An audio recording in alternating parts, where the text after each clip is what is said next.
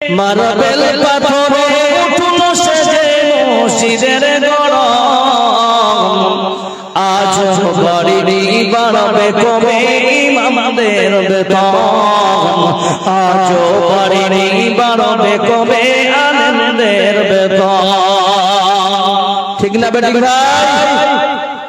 মাদ্রাসার পাশে জালসা করে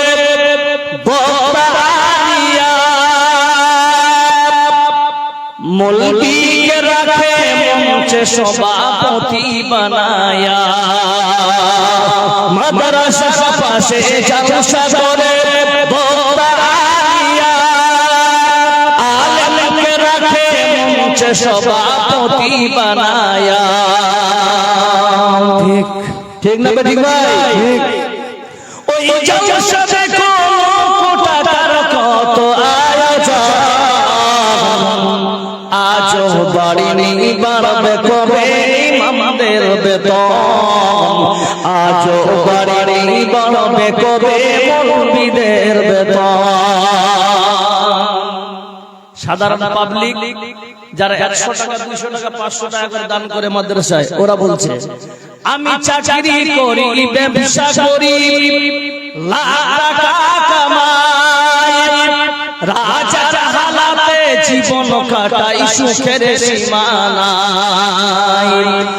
আমি ব্যবসা করি চাকরি করি লাখ টাকা কামাই, রাজার হালাতে জীবন কাটাই কোনো চিন্তা নাই।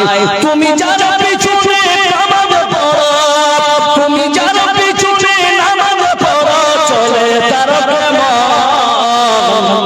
আজ বাড়ি বাড়বে কবে ইমামদের বেতন, আজ বাড়ি বাড়বে কবে মৌলবীদের বেতন। মার্বেল পাথরে মার্বেল পাথরে উঠল সেজে মসজিদের গড়ন, আজ বাড়ি বাড়বে কবে ইমামদের বেতন, আজ বাড়ি বাড়বে কবে আলেমদের বেতন।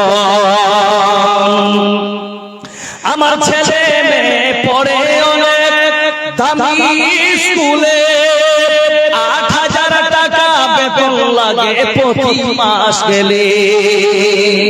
যারা বড় লোক তারা বলছে এক বাচ্চার পিছনে 8,000 টাকা, আর ওই বাচ্চাটা যখন মাদ্রাসায় ভর্তি করবে তখন সরফরাজ সাহেব हम लोग बहुत गरीब हैं, बोलो ठीक ना बेटे? इसलिए हम बोल रहे हैं सरफराज साहब से जी, এক রমজানের পরে প্রত্যেকটা বাচ্চার 2,000 টাকা নয় 5,000 টাকা করে মাস নেবেন। ঠিক? কোরআন পড়ার সময় গরিব আর সায়েন্স পড়ার সময় বড় লোক, কথা বলেন ঠিক না বেঠিক? কোরআন পড়লে জান্নাত যাওয়া যাবে, সায়েন্স পড়লে জান্নাত যাওয়া যাবে না, বলুন ঠিক না বেঠিক? ঠিক। তাহলে কোরআনের আমরা বেশি প্রাধান্য দিব, বলুন ঠিক না বেঠিক? আমার ছেলে মেয়ে পড়ে অনেক দামি স্কুলে, 8,000 টাকা বেতন লাগে প্রতি মাস গেলে। ইমামের ছেলের স্বপ্ন পুরা, ইমামের ছেলের স্বপ্ন পুরা হবে কেমন ভাই, আজ বাড়ি বাড়বে কবে ইমামদের বেতন, আজ বাড়ি বাড়বে কবে মৌলবীদের বেতন। মার্বেল পাথরে মার্বেল পাথরে উঠল সেজে মসজিদের গড়ন, আজ বাড়ি বাড়বে কবে আলেমদের বেতন, আজ বাড়ি বাড়বে কবে হাফেজদের বেতন। আল্লাহ রাব্বুল আলামিন বলতেছেন, বান্দা শোনো, আল্লাযী খলাকাল মাউতা ওয়াল হায়াতা, আমি আল্লাহ মওতকে সৃষ্টি করেছি, ওয়াল হায়াত, আমি হায়াতকে জিন্দেগিকে সৃষ্টি করেছি, লিয়াবলুয়াকুম, বান্দা তোমরা যেন পরীক্ষা দিতে পারো, ও আহসানু আমালা, তোমার পরীক্ষার অ্যানসার হবে নেক আমল। সুধী মণ্ডলী, এই নেক আমল কাকে বলে? আমল হলো দুই প্রকার, একটা হলো আমল ভালো, একটা হলো খারাপ। বান্দা শুনে, পৃথিবীর জমিনে আজকে আমরা অনেক মানুষ আমল করি। আহারে, অনেক মানুষ নামাজ পড়ে, অনেক মানুষ যাকাত দেয়, সামনে রমজান মাসে রোজা রাখবে। বান্দা, আল্লাহ রাব্বুল আলামিন কোরআন দিয়ে বুঝিয়েছেন, বান্দা শুনে নাও, আমিলাতুন নাসিবা তাসলা নারান হামিয়া। আল্লাহ পবিত্র কোরআন দিয়ে বুঝিয়েছেন, বান্দা, আল্লাহ বলছেন বান্দারা, এমন কিছু বান্দা আমল করবে করতে করতে করতে সন্ধ্যা হয়ে যাবে, ফজরের পর থেকে আমল শুরু করবে, ঈশা পর্যন্ত সারাদিন আমল করবে, করতে করতে নিজেকে হাঁপিয়ে যাবে। যখন হাঁপিয়ে যাবে, আল্লাহ বলছেন, বান্দা ইবাদত করেছো বলে হ্যাঁ করেছি। আল্লাহ বলছেন, তবুও ওই বান্দা জাহান্নামে যাবে। হাই কপাল পোড়া মুসলমান, তাহলে আমরা কি এমন আমল করব যেই আমল করলে আল্লাহ আমাদের জান্নাত দেবে? তাহলে শোনো, আজকে আমরা নিজেই মুস্তানি করে ইবাদত করতে যাই, কোনদিন কোন আলেমের সঙ্গে আমরা বসি না, কোনদিন আপনারা কোন আলেমের কাছে গিয়ে এটা বলেন না, মৌলভী সাহেব আমার নামাজটা হচ্ছে কি না একবার দেখেন তো। কোনদিন কোন মুক্তাদি বলে না, ও মৌলভী সাহেব আমার এতগুলো মুসর ধান বের হবে, এতগুলো ধান হয়েছে, কতগুলো বের করব, এতগুলো টাকা আছে, কতগুলো যাকাত দেব। কোনদিন তো কোন মুসলমান কোন আলেমের সঙ্গে প্রশ্ন করে না। আল্লাহ বলছেন, গোলাম শোন, তুমি যে কোনো আলেমের কাছ থেকে যাচাই না করা তুমি ওই জায়গায় ইবাদত করেছ, তোমার সিজদা আল্লাহর নবীর মতো নয়, তোমার রুকু আল্লাহর নবীর মতো নয়, তোমার নামাজটা আল্লাহর নবীর মতো নয়, তাহলে বান্দা তুমি কি করে আল্লাহর জান্নাতে যেতে পারো? সুধী মণ্ডলী,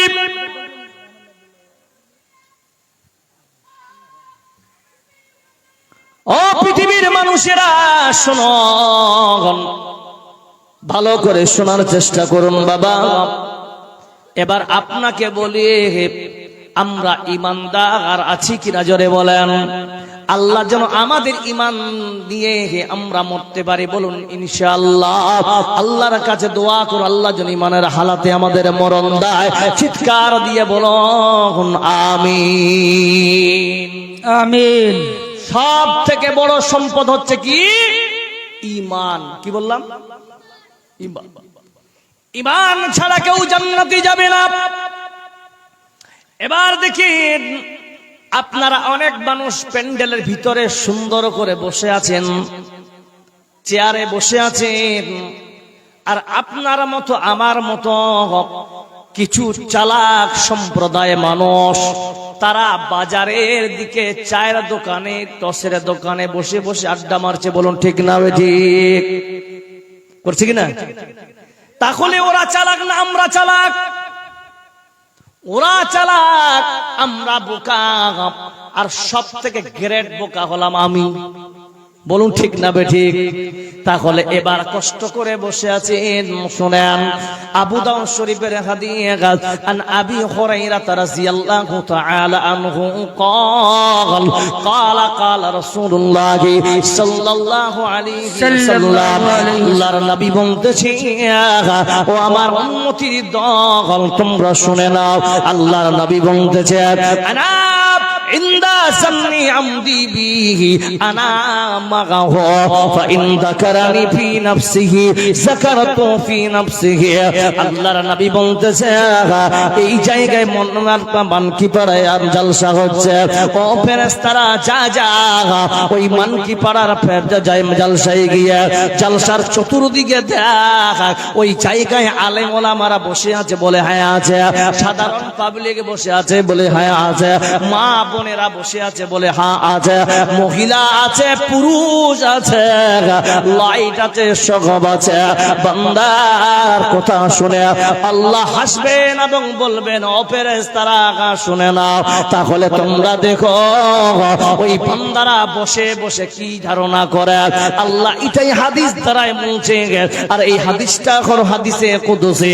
আল্লাহ তাআলা বলতেছেন, আনা ইনদা জান্নি আবদি বি।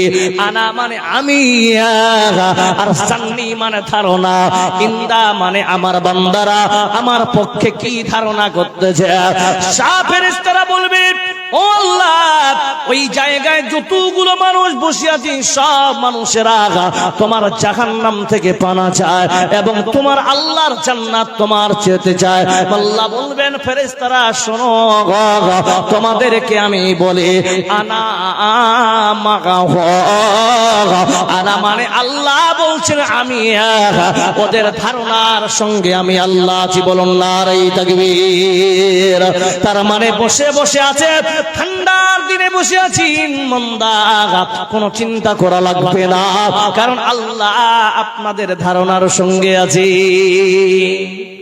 সুবহানাল্লাহ বলা যাবে না? জোরে বলুন সুবহানাল্লাহ। 2 নম্বর স্টাফ দেখুন যারা বসে আছে, ফাইন যাকারানি ফি নাফসিহি। আল্লাহ বলতেছেন, বান্দারা যারা মনে মনে আমাকে স্মরণ করো, যাকারতু ফি নাফসিহি, আমি আল্লাহ তাদেরকেও মনে মনে স্মরণ করি। 3 নম্বরে যেটা হচ্ছে, এটা হলো আজকে যারা বসে আছেন আপনাদের জন্য আল্লাহ অফার দিয়ে দিলেন, ফাইন যাকারানি ফি মিলাইন। আল্লাহ বলছেন, ফেরেশতারা মিলাইন শব্দ হলো মিলহন থেকে, যারা মানে ভরা মাহফিল। আল্লাহ বলবেন, ফেরেশতারা আমার বান্দারা পুরা মাহফিলে কি তোমরা আমার জিকির করে আমাকে স্মরণ করে? ফেরেশতারা বলছেন, হ্যাঁ আল্লাহ। আল্লাহ জবাব দিতেছেন, যাকারতু ফি বিলাইন খায়রিম মিনহুম। আমি আল্লাহ আসমানের বড় বড় মাহফিল ফেরেশতাদের, এদের সামনে আপনার আমার আল্লাহ জিকির করবেন। বলুন সুবহানাল্লাহ। খাবে গফলত মে সোয়ে হুয়ে মুমিন, ऐशो इशरतों दिखाने से क्या पाएगा। आँखों खोलो उठो याद रब को करो, उम्र यूं ही गवाने से क्या पाएगा। क्यों अपने रब को जवानी में भूला गे तू, ताकत के बोते पे भूला गे तो, जब जवानी ढलेगी तो पछताएगा, ऐसे रोने रुलाने से क्या पाएगा। সুধী মণ্ডলী, আল্লাহ বলতেছেন, বান্দারে তোমাকে আমি পরীক্ষার জন্য পাঠালাম, তোমার পরীক্ষা কেমন হবে? তোমার পরীক্ষা যেন ভালো হয়। আহারে, আজকে হরিশ্চন্দ্রপুর থানার মানুষেরা পরিশান হয়ে গেছে, এসআইআর হয়েছে। বলুন ঠিক না বেঠিক? এসআইআর হলো তো সব মানুষ মনে মনে দুরু দুরু করছে, জালসা শুনতেছে, তো যখন এসআইআর ফর্ম পড়ছে, যদি আমার নামটা বাদ যায়। বলুন ঠিক না বেঠিক? মনে হয়েছে কি হয় না? আল্লাহ সুসংবাদ, আল্লাহ সুসংবাদ দিতেছে। সকলে যখন আমি আয়াত পড়বো তখন আপনারা জোরে আল্লাহু আকবার বলবেন তো ইনশাআল্লাহ। আল্লাহ আপনার আমার ব্যাপারে সুন্দর করে সুসংবাদ দিতেছেন। ওয়ালা তাহিনু ওয়ালা তাহজানু ওয়া আনতুমুল আ'লাউনা ইন কুনতুম মুমিনিন। জোরে বলুন নারে তাকবীর, নারে তাকবীর। আল্লাহ বলতেছেন, কোনো ভয় নাই, কোনো চিন্তা নাই, কোনো ভয় নাই, কোনো চিন্তা নাই। তোমরা যদি প্রকৃত ঈমানদার হও, আল্লাহ বলতেছেন দুনিয়াতে তোমাদের কোনো ভয় থাকবে না, কোনো চিন্তা থাকবে না। সুধী মণ্ডলী, তাহলে আমাদের যত ভয় নাই, চিন্তা নাই, এর ফাঁকে আমাদেরকে কি করা লাগবে? আমল করা লাগবে কি না? জোরে বলুন। আমল করা লাগবে কিনা। যেমন ইসাইয়ার লাইনে আপনার আল্লাহকে স্মরণ করেছেন, আল্লাহ আমার কাগজ ঠিক আছে, যাতে করে হিয়ারিং এর অফিসার গুলো আমাকে ব্যাক না দিয়ে দেয়। বলুন ঠিক না বেঠিক? আল্লাহ বলছেন গোলাম, এই দুনিয়ার বিদ্যার জায়গা, এই জায়গায় থাকার জন্য তুমি লাইন দিয়েছ, কিন্তু মুয়াজ্জিন যখন আজান দেয় ওই আজানের সময় বান্দা কেন আগে গিয়ে আমার মসজিদে লাইন দাও না? আমার জায়গায় যদি বান্দা লাইন দিতে রে, তোমার আমি সব জায়গায় তোমার জন্য রাস্তা আসান করে দিতাম। জোরে বলুন ঠিক না বেঠিক? কিন্তু আজকে আমরা কি করি? নামাজ নাই, রোজা নাই, হ্যাঁ নামাজ পড়ে পড়ে মুরব্বিরা বড়ে বড়ে মুখের কাজে উঠিয়ে দিল, কিন্তু কেউ আমরা নামাজ পড়তে গেলাম না।